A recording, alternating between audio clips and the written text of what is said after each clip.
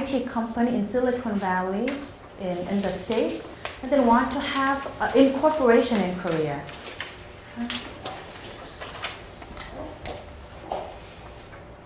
My parent company in the state is A Limited.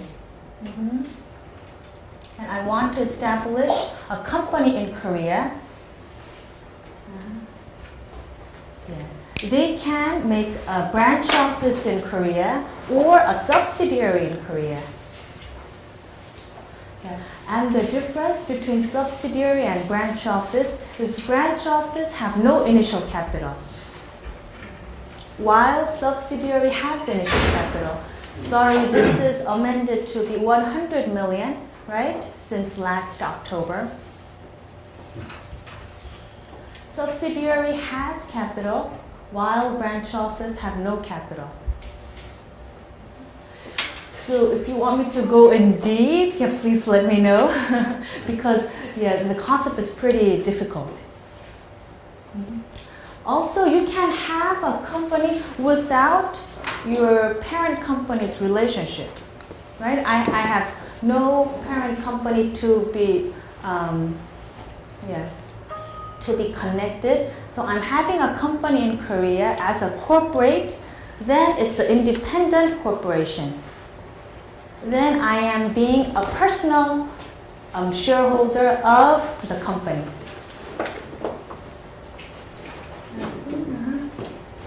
New company, corporate, independent corporation. So the independent corporation's shareholder is being like, let's say, Christie. I'm as a foreign investor is making a company without parent company's relationship. And I also can have a sole proprietorship. As I told you, individual company. Maybe I can talk about the tax aspect a lot. For the image, corporations are much better. People think you are really have a concrete ground in Korea, and you really plan to have a business in Korea. While sole proprietorship, they think maybe you wind up your business when it doesn't. That's people's image. But actually, it's an opposite. Shareholder have limited liability, while individual company, the company itself is me. The company's liability is my liability. But people think, oh, Samsung is big, it's corporate. Right? And they think all individual company is rather small. And in tax-wise, individual company, you don't have to explain all the bank details of your transactions. Let's say I have a restaurant and there is a company bank account. I have a company as an individual company, where I can input money as a president if there is problem in cash flow. I can withdraw money freely if there is abundant cash in the company. That's what you can do with individual company. But with the corporate, if I want to do that, I need to think about the interest all the time. I'm not the company, a corporate. Corporate is a different entity with me. And each line of bank transaction have to be explained. That means I cannot withdraw easily, I cannot input easily. Because corporate has a public image and the owner of the corporate is the shareholder.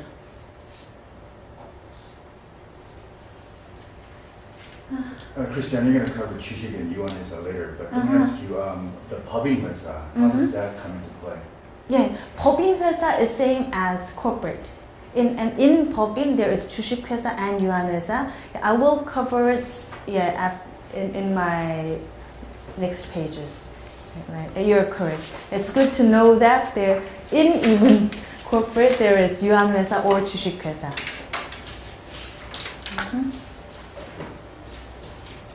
So for corporate, it's Yeah, since you need to take care of the bank detail, it's a burden for you. But it's easy to get the corporate credit card if you have a corporate and you deposit money.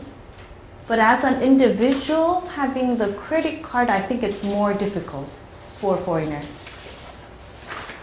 Yeah. But liaison office is called representative office. That's pretty different with all these four, so I put it in the next page. Is there anybody who wants to know about liaison office, representative office? Okay, then 주식회사 and 유한회사 both are 법인, both are corporates, and about 90% goes for 주식회사, but still 5% love to stay in 유한회사. And let me explain you why. 주식회사 can have a lot of shareholders, while 유한회사 have limited number of shareholders. It also have limited liability. But if 주식회사's asset is up to a certain amount, they have to have CPA's audit on a yearly basis. And if it's over even more than 10 billion, I think it was 30 billion, then you need to have the audit on a quarterly basis. But 유한회사, regardless of the asset amount, you don't need to have audit. That's why a lot of foreign company goes for 유한회사 because of this benefit. Yeah, going through the audit is not interesting work. Because 주식회사 has more public image and it needs to protect more number of shareholders. So the guideline is really strict. And I didn't write it here. 주식회사 can have a lot of kind of stocks, like preferred stocks and just normal stocks. But 유한회사 can have only general stocks. And one change later from 유한회사 It's very difficult. Yeah, very difficult. But actually, the tax rates or the business, what they can do, have no difference. Yeah. So the subsidiary and branch office, if you want to know more about it, you can check my material.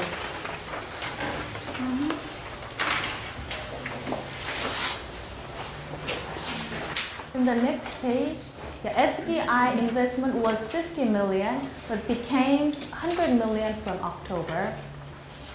Yeah. But then what is the incentives of FDI? What is the incentives? Is there even incentives?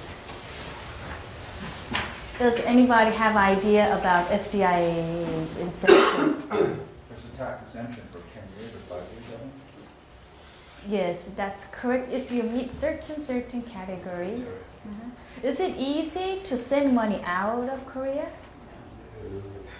Is it? It's documented.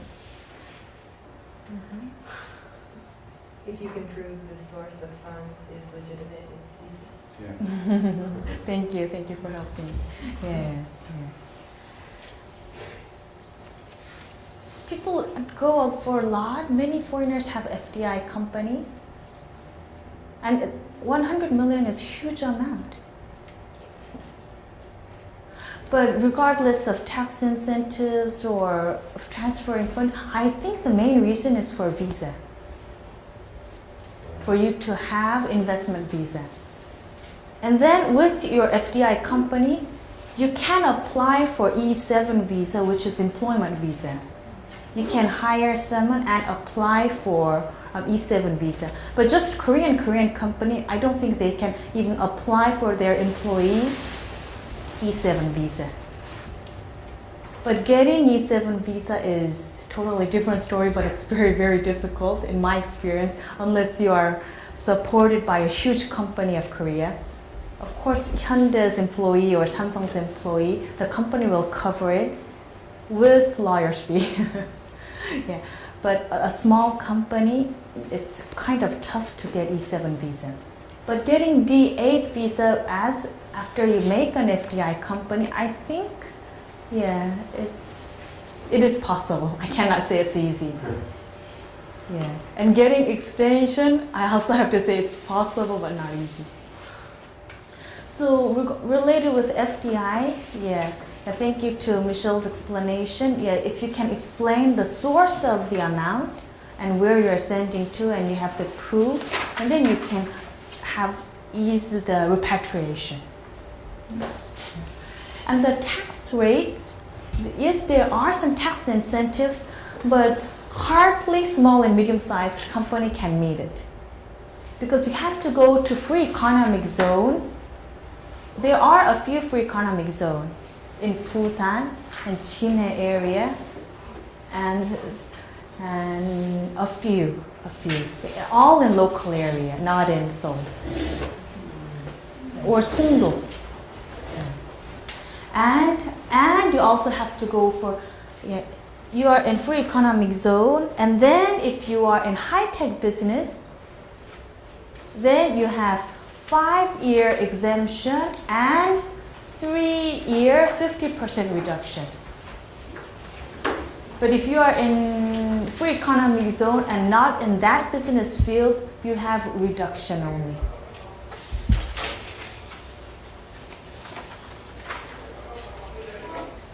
Is there any incentive if you're not in the economic zone? Not in tax-wise for FDI company.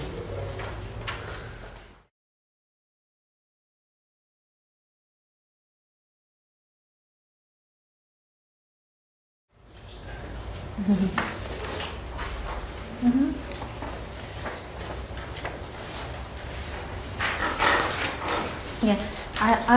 Yeah, for this one, on my next hour's presentation, I have some forms, tax forms, so I will cover it when I am there. Mm-hmm. Yeah. Actually, this is my last part of this hour. Okay, you can feel free to ask me about labor law or office rent premises. Yeah, this is very basic course of everything.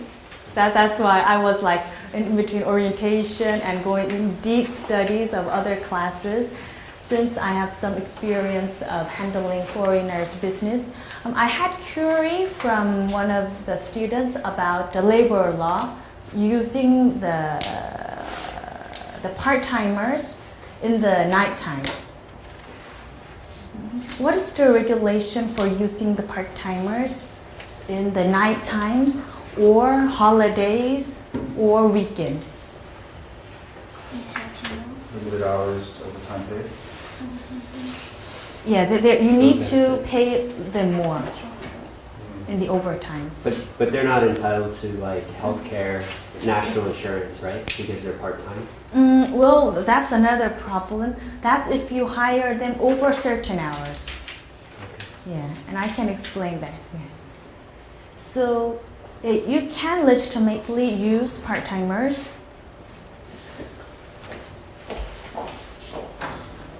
Currently, the minimum wage per hour is about 4,001 per hour. Does anybody know the exact amount?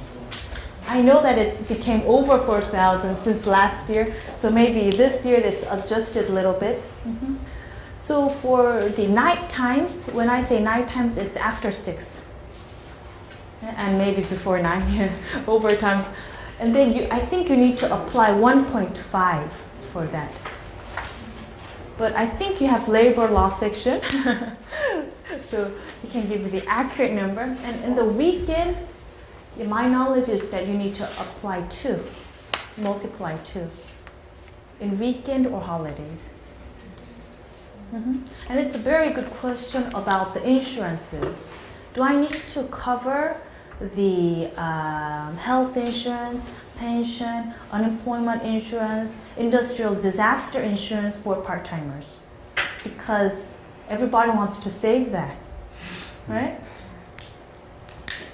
And as the insurance payer, I don't think I get the full benefit of paying that amount, do I? And I have no choice, even though I don't want to engage in insurances. If I don't want to pay insurances at all for other, I need to use them as freelancer. If I use freelancer, no matter how long you use them, you don't need to pay their insurances at all. You need to withhold the taxes before paying them, paying the paycheck, but you don't need to cover their insurances. For the part-timer, depending on the hour you use them, you might need to cover their insurances. I will give you the hours. For regular worker,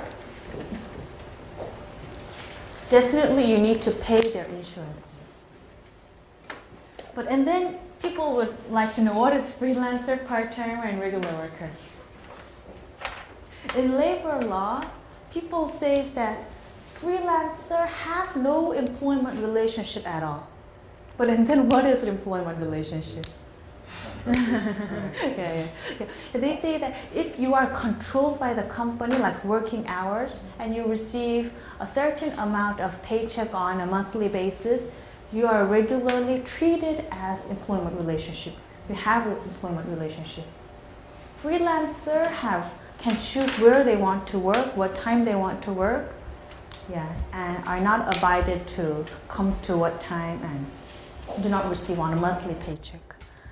While part-timer, they say that you have employment relationship on a daily basis.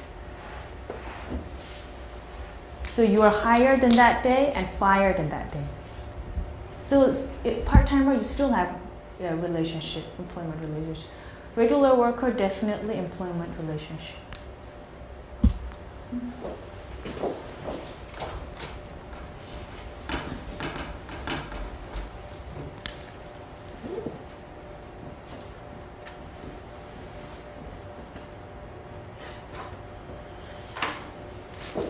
Part-timer, if you use one part-timer over 60 hours per month, that is about 2 hours a day, right? And then you need to cover help. Sorry to make you write down. I feel bad now. Use over 60 hours per month. You need to pay unemployment insurance and industrial disaster insurance for the part-timer. So then 80 hours,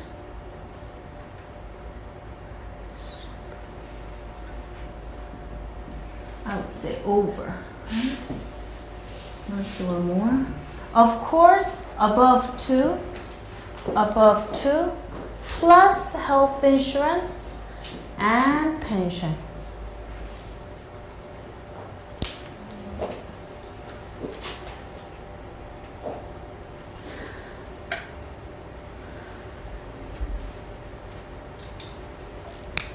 What if your part-timers are working inconsistently? In 1 month they work 60 hours, 1 month they work 100 hours?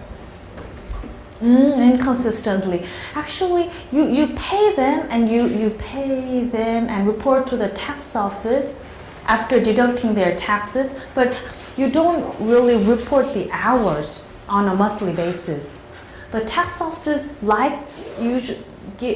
exchange their information with insurance firms.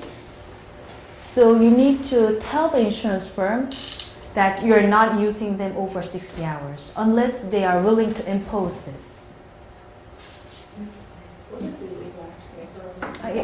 Unemployment insurance.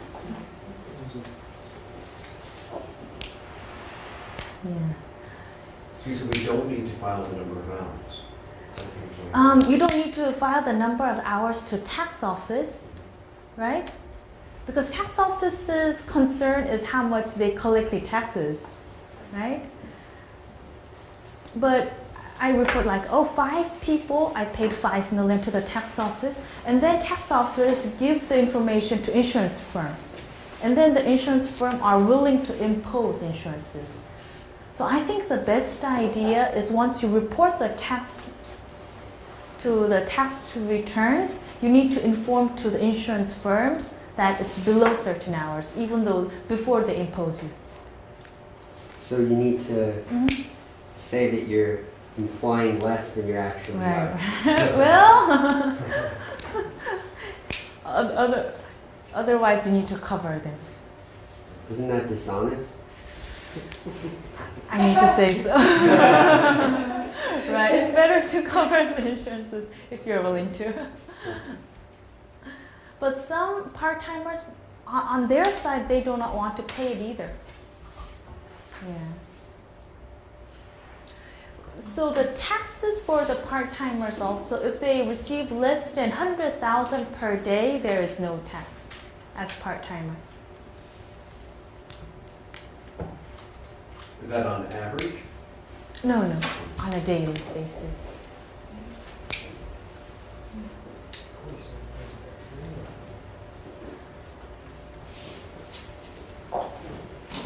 Do you have any question about that? Then I will tell you about the retirement pay. Retirement pay.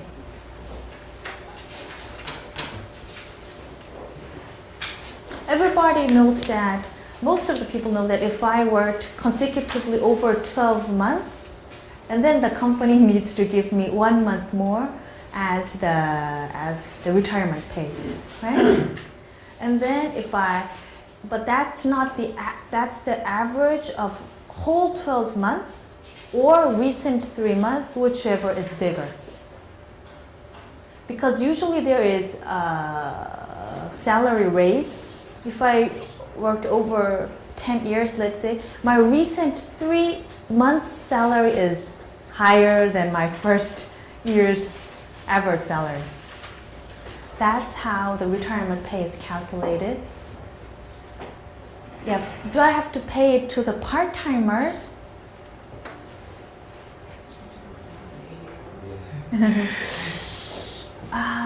Yeah, if you hired one part-timer over 3 months, from 4th month, they should be treated as regular employee. They should be that have the same retirement plan as employee. But these days, the hot issue is retirement pension. Retirement pension. Have you heard about retirement pension? Yeah. The retirement pay, of course I'm sure, oh, my company will pay me. But what if my company go bankrupt? 1 month before I plan to retire. They put it as a liability in their financial statement. They put it as, that they need to pay someday. But in the case of bankrupt, all the creditors will come. And what if my retirement pay flies away? For that, there is retirement pension.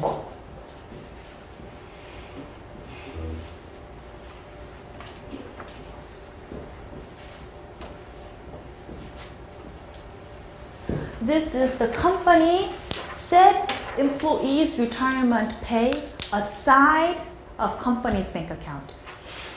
A lot of insurance firms have this retirement pension program. Let's say ABC company engaged in Kyobo insurance firm. They have to check how many numbers of employee they have, and then the average salary, how long they worked, and then they ask the company to contribute to the insurance company, the company fund.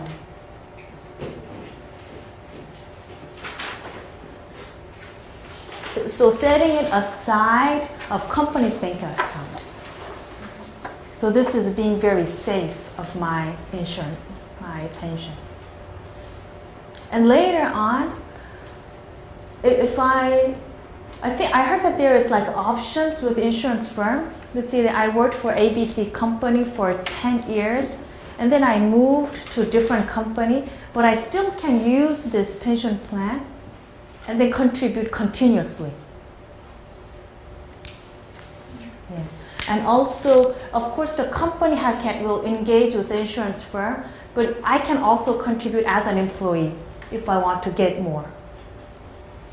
So there is some flexibility. But this is not compulsory. And this needs employees' consent. Employees' consent. Oh, instead of putting it in company's bank account, I would like to move it to outside. They need to get the employees' consent for this. I don't think 100% consent, but there are certain percent of consent that you need. And most of the people agree on doing this. I have a question. Have there been instances where employers have denied that request? Like they were like, we don't want to put the money in a retirement pension because our company is solid. Like there's no chance that we're going bankrupt. Yes, actually, the retirement pension was going to be compulsory. Was going to? Yeah, was planned. Yeah, like 2 years ago, they say in 5 years this will be compulsory. But the many businessmen was opposing that. So that law didn't pass. Yeah. In the employees side, I don't think any harm for employees side, except that you need to pay the operating fee to the insurance firm. And also if you agree that it will be invested in a risky market like stocks, and then the amount can go down. Of course, that's the risk. Yeah. And company side, they won't be happy because they're the cash flow problem. Because of that, to compensate the cash flow problem, there's tax incentive for using the severance pension. The rate that you would contribute to the fund would be equivalent to the rate that you would do if it's the monthly. Yeah. But the calculation is very, very complicated. Actually, there's two kinds, defined contribution or defined benefit. Yeah. You know how the actuaries are so complicated with their mathematics, especially in insurances. Yeah. So it's either severance pay or retirement pension. Right. Severance pay means the company pays it. The retirement pension means the insurance firm pays it. Yeah. Last time I heard the seminar in Korea German Chamber of Commerce from the company Bayer, B-A-Y-E-R. Yeah. They went through the retirement pension program much earlier than others. They're really early adoptees. Yeah. The president had the initiative to do this for employees, but the labor union had some problems because there are so many options in the insurance firms, they couldn't decide with one insurances.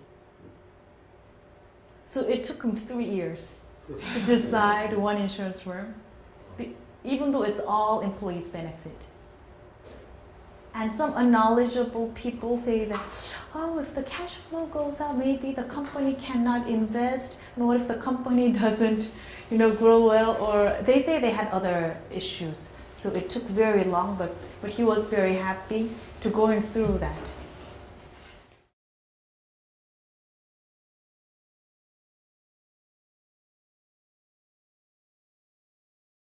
Yeah. So and then in the next session, I customized it for the salary income tax return and U.S. tax return. Because if you are a U.S. citizen, even though you don't spend 1 day in the whole year, you need to file 1040 to the states. But beside U.S., you need to file your yearly personal income tax return to your residing country.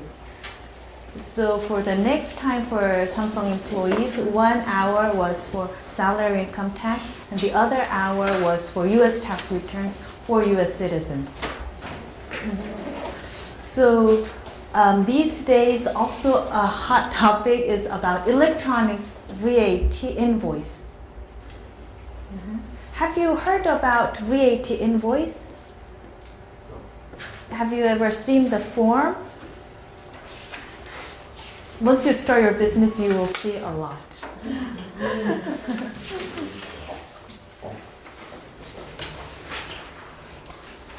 Related with tax issues, there are always a lot of changes. So my 2 years before presentation materials are really out of fashion. There are a lot of updates and a lot of changes, it's really closely related with politics also. Yeah, especially for the taxes for capital gain. Yeah, if the government wants to support economy, they reduce the tax rates for selling houses. And if they think it's bubble or boomed up, a sudden raise of taxes. So sometimes people ask me, is it good time to have 2 houses or not? And then I have to say, I don't know what the next design will be. Because it really changes. We cannot have planned for 5 or 10-year tax plans in Korea. Is it recorded? So regarding capital taxes, there are capital gain taxes, there are a lot of changes, I have to admit. So I always get confused with VAT invoices, right? There are 2 identical parts, right? One is for the seller and one is for the purchaser, right? So between businessman to businessman, when there is transaction of supply or services, the supplying party needs to issue the tax invoice. But from 2011, the corporates cannot issue paper tax invoice anymore. They have to issue this throughout they call ASP businessmen. So you have to issue it electronically. And the client receive it on email.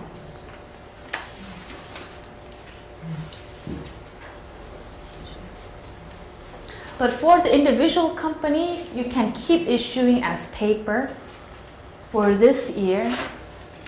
But for next year, if your income is up to a certain level, you need to go to electronical invoice. But the certain level is different by business line. And so I cannot give you the exact amount because there are 3 categories. So the tax invoice changed from paper to e-tax invoice.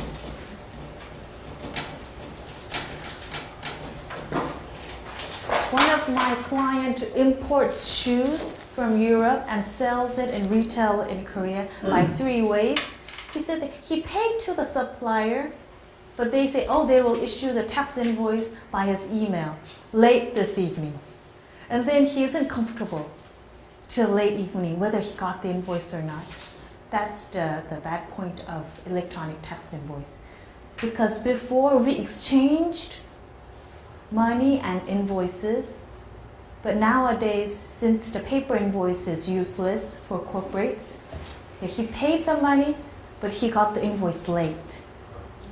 Or get the invoice first and pay it late, so matching is difficult. But electronic tax invoice make a lot of work because VAT is reported on a quarterly basis.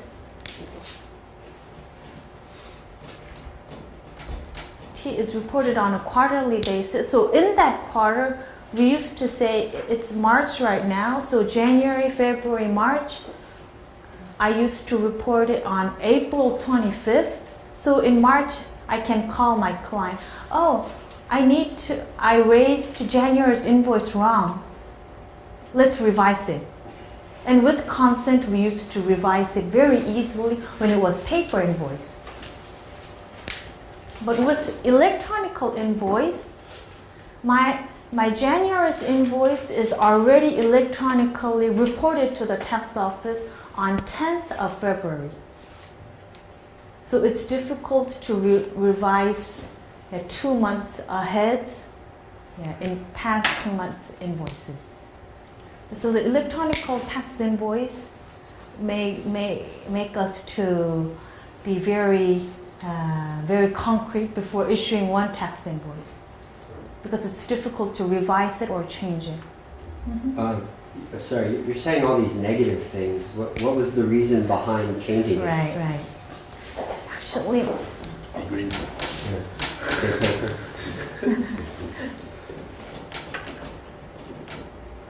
tax invoice is so important in Korea.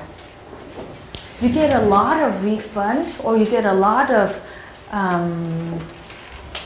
tax pays in tax invoices, right? So sometimes there can be duplicate.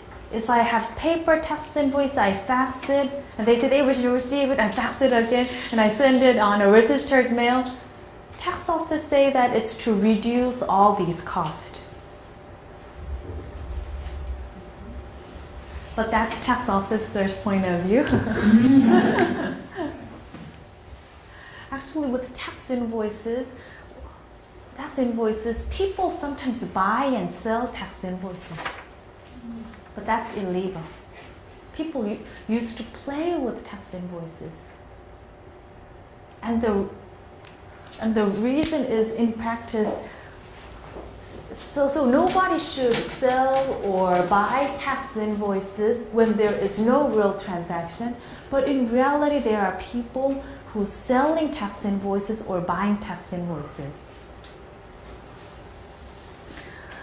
Long ago, I filed the tax reports for the small clothing shops in Gosok Terminal, Express Bus Terminal. There are a lot of shops, right? They sell very cheap product, 5,000 t-shirts, 3,000 sleeveless. Where do they buy it? They buy it a lot in Dongdaemun, right? They buy it in a bulk sometimes. But the selling party usually do not like to issue these kind of things. And sometimes they say they are not even registered. In that case, the Express Bus Terminal clothing shop owner will have his sales, but will not have his matching receipts. Because he cannot hide sales these days, especially increasing number of people are paying by credit cards, even though they're buying 5,000 t-shirts. So he have definite sales amount while having no or very small purchase amount. And then there are some people who selling their invoices because in some shops there are too much receiving invoices, purchase invoices, and there are people who are in the middle to work as an agent, even though it's illegal. Yeah. So I think the reason that tax officers are not saying is to stop these kind of transactions. But there are still a lot of places that's difficult to collect the invoices. My brother owns a restaurant, Mexican restaurant. So he buys a lot of vegetables in small shops. When I say small shops, very, very, very, very small businesses. And some of them are not registered. What if he bought lettuce in truck? He wouldn't issue invoice receipts, right? Then what can you do to prove it? Do you have any idea?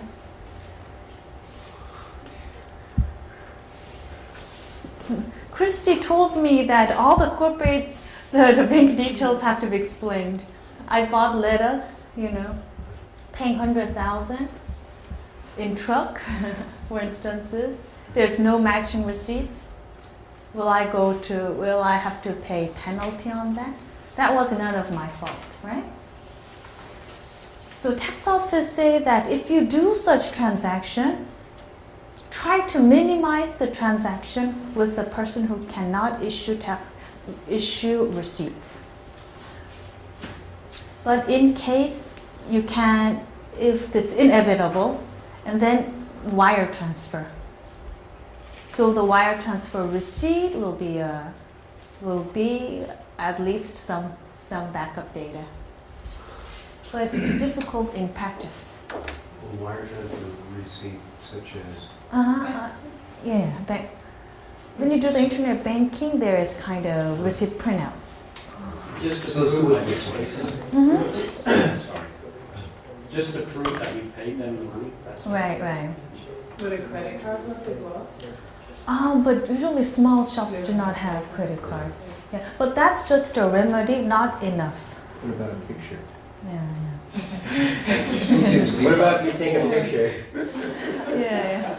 So what is legally accepted receipts? What is legally accepted receipts? I can give 2-hour presentation only to talk about this. Yeah. One is the tax invoice that I pictured you, very simply. The second is the credit card receipts. Third one is cash receipts, 현금 영수증, right? So with this three, the amount doesn't matter. I can do 100 million of transaction if I received tax invoice or credit card receipts or cash receipts. But do you know the very simplified receipts? Like I ate tteokbokki and then they just write it down. There is no customer's name here, right? Only very simple, saying which restaurant. And sometimes they seal it, sometimes they don't. How about this? I have a lot of these at home. Can they be deductible? If you have the name, the date, the amount, it's Yeah. fine. But she wrote 5,000, right? Yeah. I can amend it.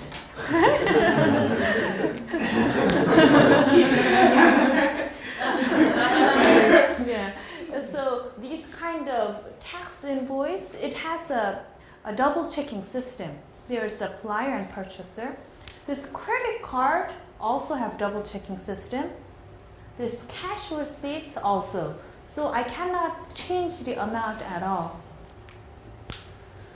But this kind of simplified receipts, this is not legally accepted receipt, but they allow you to use this if the amount is less than 30,000.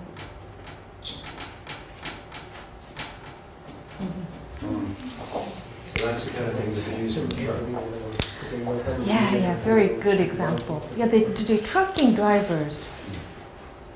Yeah, one of my client is in medical instrument. He uses a lot of career expenses. Like trucking man usually charge like 200,000, sorry. And he cannot issue tax invoice or credit card or cash receipt. So he collected 7 pages of this. It's weird, but there is no other way. There's no other way to go around.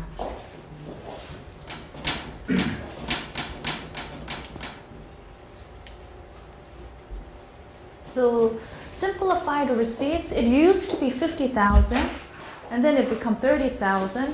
Tax office say that they will reduce it to 10,000. Then it's sorry, I'm all saying negative.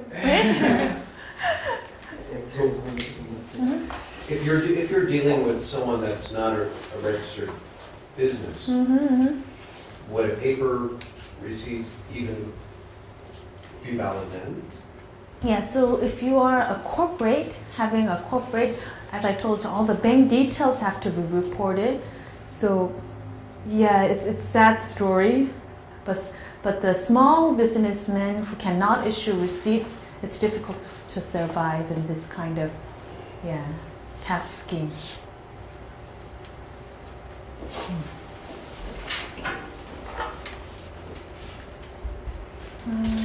Christy, I had a question. Regarding the FDI, let's say that the requirement is 100 million won. If you have 100 million won in your assets here in Korea, you have to send it, convert it to dollars or foreign currency, send it overseas, and then send it back into a foreign bank or a Korean foreign exchange bank. You validate that, or can you just directly use the 100 million won you have in your account? I don't think you can use it inland with only inland You transactions. have to send it there and then send it back. Well, they never give you the advice to send it back. They say that it should be originally come from overseas. Yeah. Second question is, usually any type of corporation or company you start off, you have pre-startup business expenses.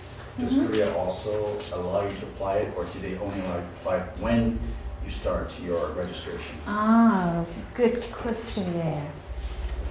We name it pre-start cost, right? Like 10 years ago, they usually make it as an asset, like an installment. Yeah, and then depreciate it. But these days, they just ask you to write it off in the starting year.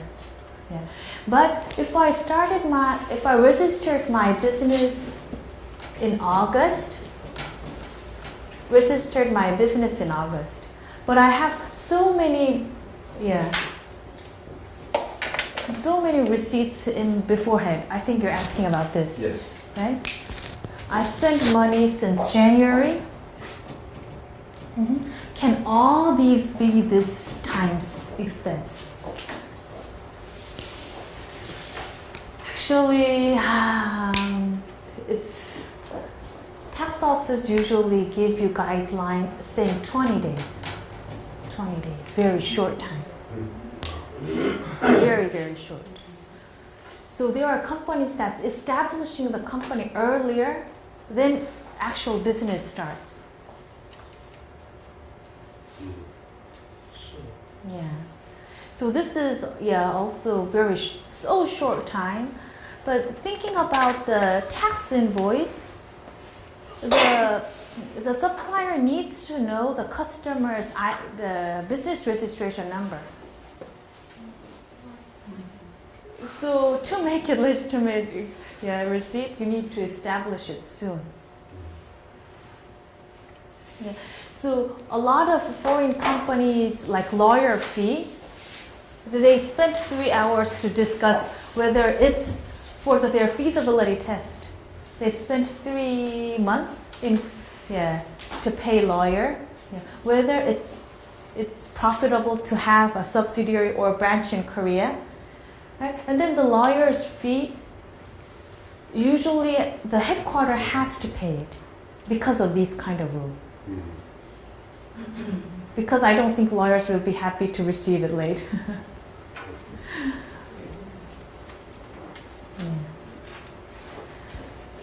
Okay. 1 second.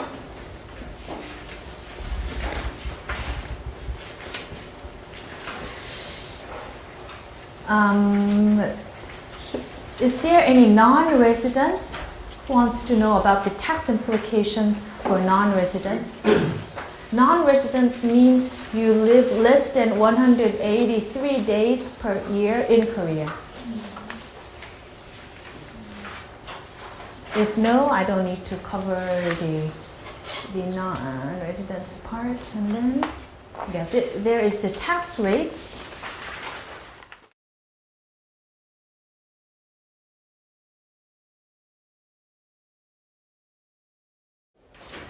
If I have a corporate, once a year I file corporate income tax returns. Many companies have their business year same as calendar year, which is end of December. Then by end of following year's March, you need to file and pay your taxes. So these days I'm pretty busy filing corporate income tax returns for my corporate clients. So if my business year is end of June, I need to file it July, August, September, end of September. Yeah. VAT, there are two rates, 0% and 10%. Most of the business, inland business is 10%. Very few are 0%. 0% is for my export. If I export out of Korea, then the VAT doesn't apply. But in that country, they will impose import VAT and custom duty. And also, some products are 0%. As I make example, like vegetables, or egg, or rice, yeah, it's 0%. Salary income tax rate is 6% to 35%. But if my salary is 100 million, does 35% apply directly? No, 35% after all the deduction adjustments. So after the tax basis, the rate is 35%. 6% to 35%. Actually, the salary income tax, it's difficult to calculate for all individuals. So if you visit the National Tax Service website, they have a huge table. If my monthly salary is 3 million, having 3 dependents, my salary income is this amount. Chris, isn't it 8% if it's under 200 million for the first 4 years of a startup business? 8% for No, which- corporate income tax. Oh, it changed. So there's no startup discount on the income Yeah. tax? It's been phased out? Uh-huh. Yeah.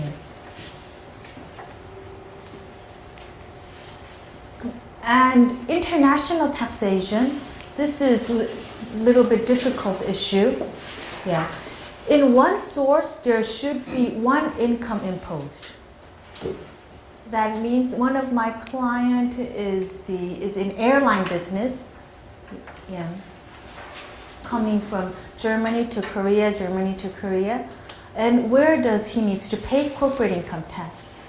Due to the double tax agreement, he needs to pay one tax where the headquarters is, even though the flights goes in and out. But still, I need to file it and then make 0 tax amount to be paid. I think the phased out, I think you're asking about the salary income tax, 30% exemption. No, I'm not talking about corporate income tax. There's a 20% discount for the first 4 years. Plus, there's a 50% discount if you're establishing a corporation outside of the Seoul metropolitan area. Well, can you, yeah, we can talk about that later. Okay. Yeah. So this is for mainly for non-resident. Like U.S. residents, whether they should pay tax in Korea, yeah. And then you will see a chart.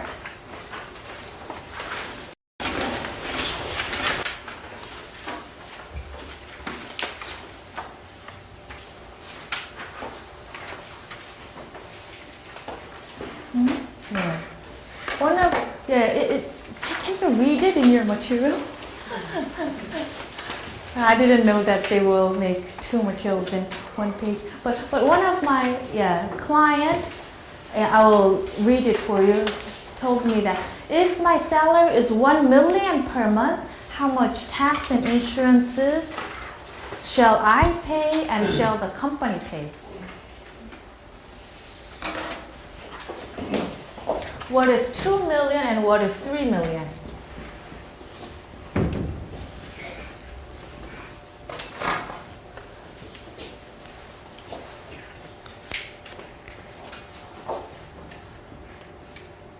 I think having this information would be good for you.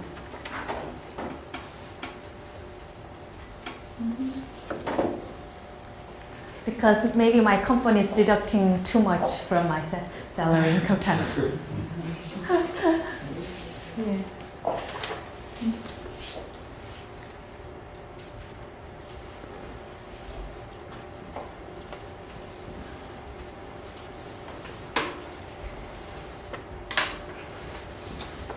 Yes. The tax is about 2,000. Yeah. And for the insurances, about half part is paid out from the employee and about half part is paid from the company. So the company contribute half, employee is deducted half, and the 100% is paid to the insurance corporation.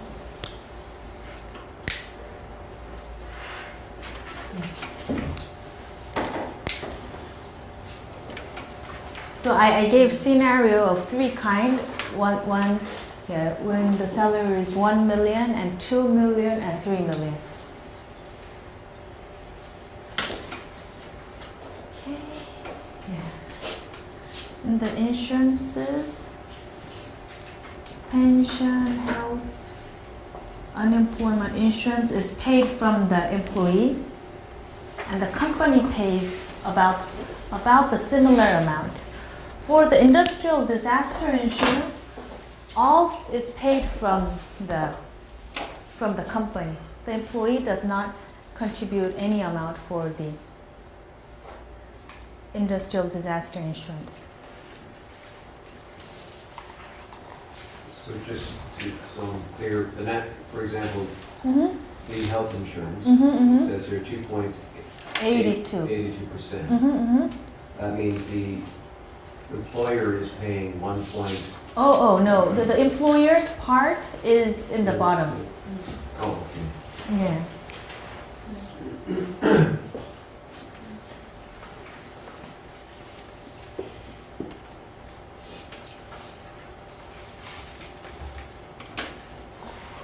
Do these numbers change depending on the size of the company? The industrial disaster insurance changes by number of employee, but the other thing, it doesn't change. Yeah. And also the pension have ceiling. If the salary is over 3.4 million, the amount is same.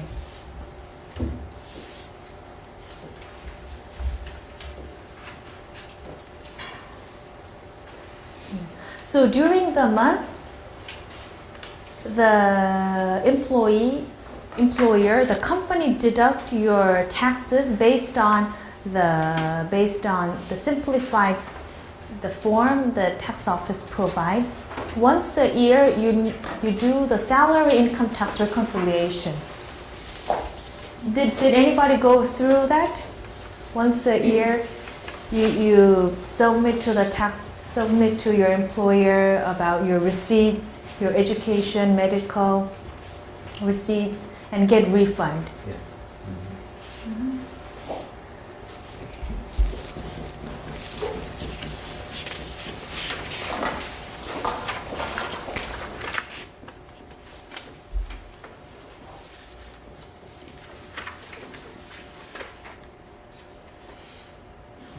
So throughout the year, they do not consider much about when they deduct the taxes. They only consider number of dependents you have.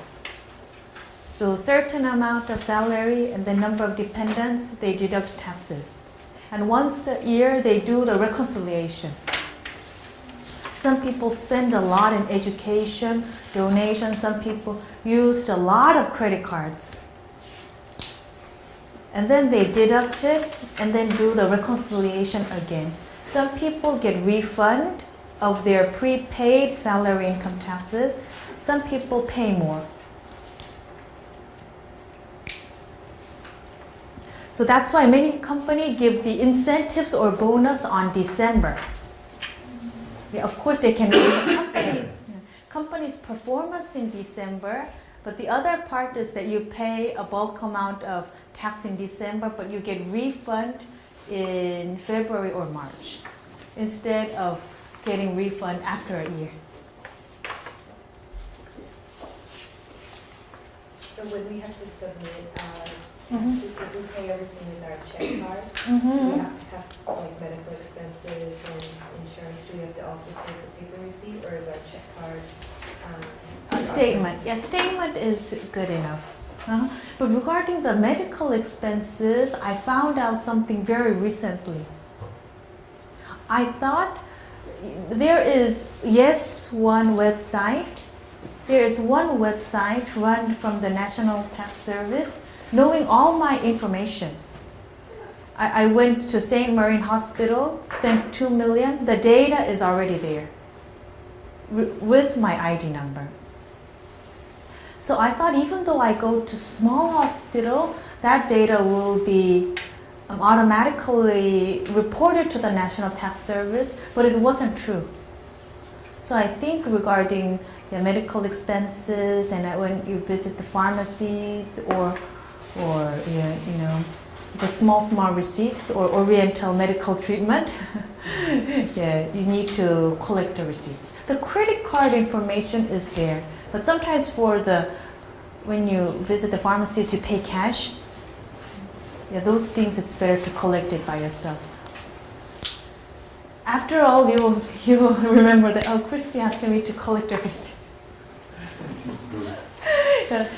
So small businessmen usually buy like clear file and then input receipts there on a weekly basis or daily basis, monthly basis, depending on the quantity you have. Yeah. Health insurance, I think covered it, and this is also covered.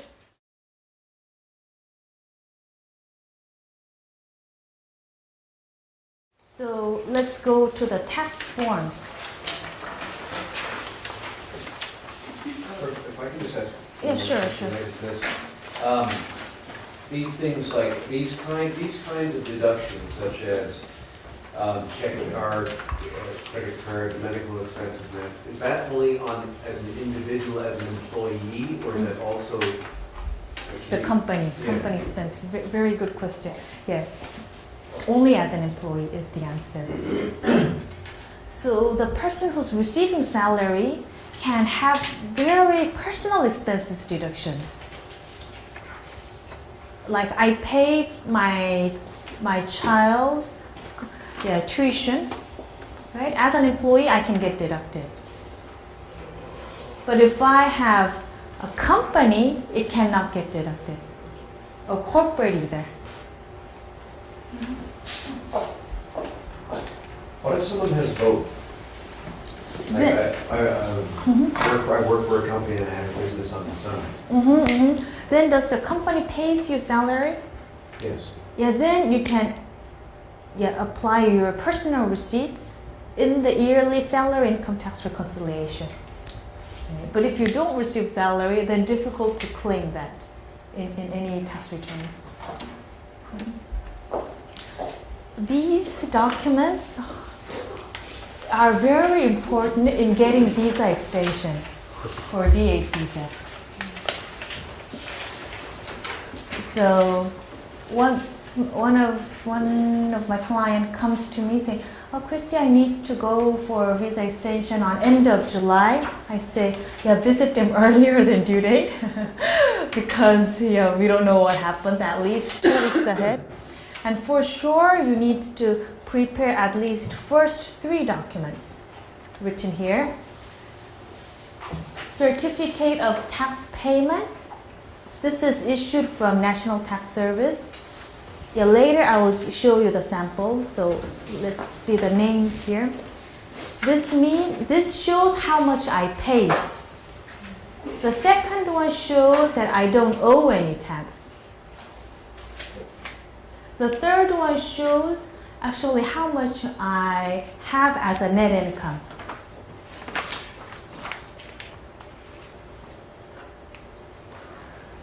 Value-added tax return, this can be a supplementary document to visit the immigration office to show your tax returns.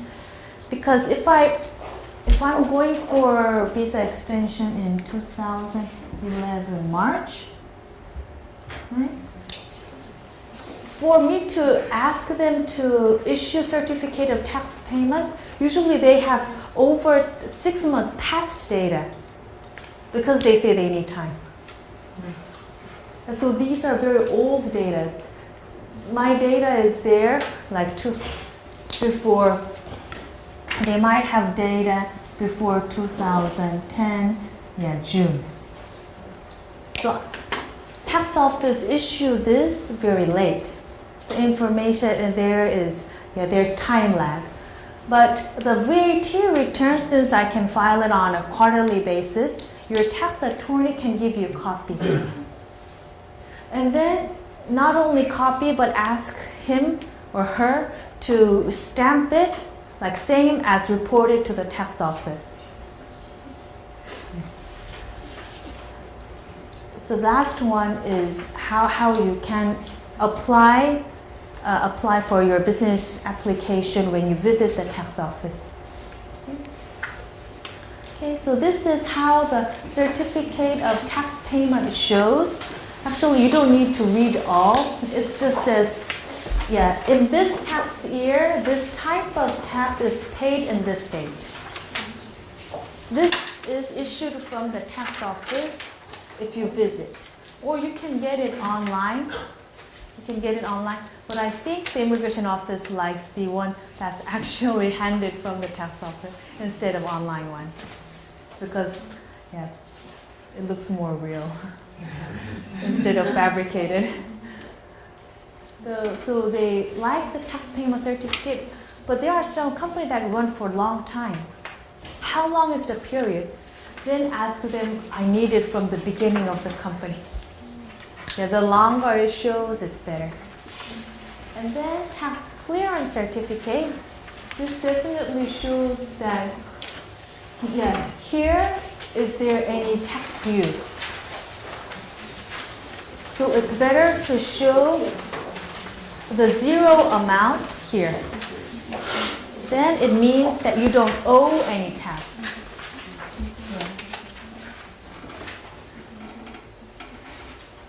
This means by a certain date, I don't owe any tax. Also, for some company who wants to sell their business, the buying party requests for this. In due diligence, in M&A, they request for this. And this is certificate of income. This is mainly for salary income taxpayers. Because for salary taxpayers, they cannot have first one or second one. They need this. But I think, but the tax office also issue this for individual companies also. So certificate of income that shows my income. And this is the English version of the VAT return in Korea. This is what I file it for my client on a quarterly basis.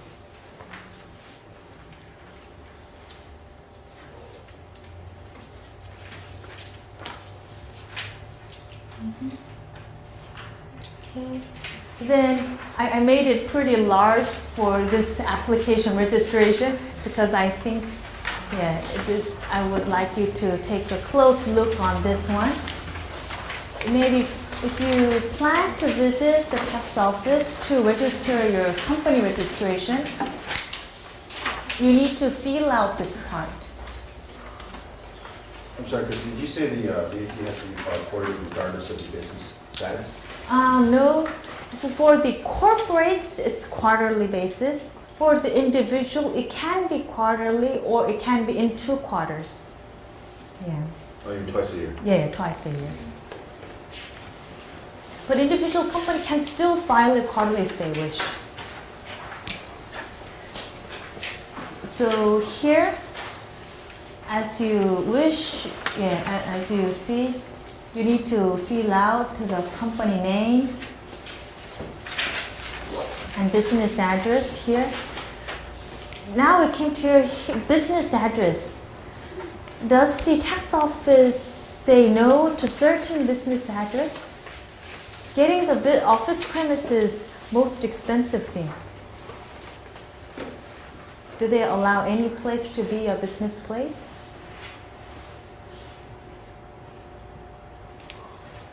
Or what if a company does not really need a business place? I can do it at my home. You still need a rental agreement, don't you? Yeah. But even though I'm in a retail business, I'm in a wholesale business, I can use my other client's warehouse, right? I'm making an example. Does every company absolutely need business address? Does anybody have experience or comments? If you set up your e-business, maybe you can do it from home, right? Right.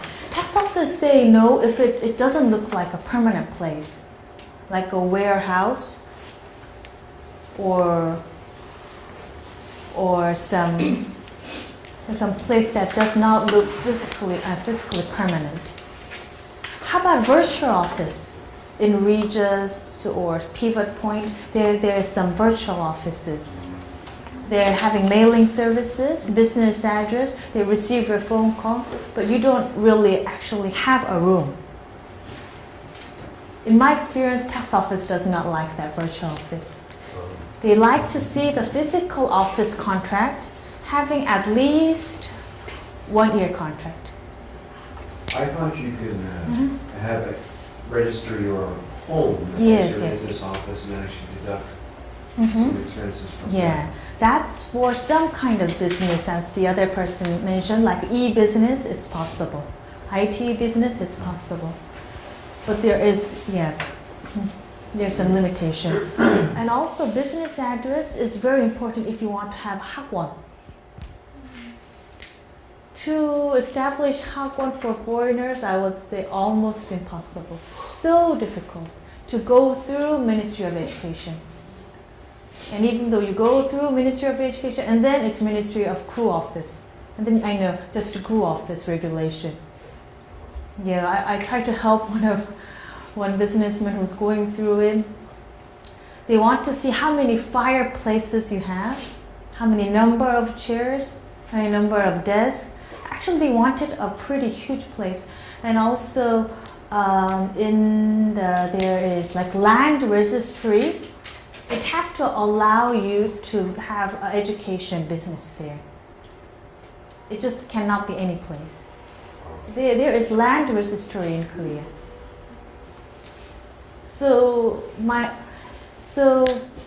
He ended up to buy another hagwon. Yeah.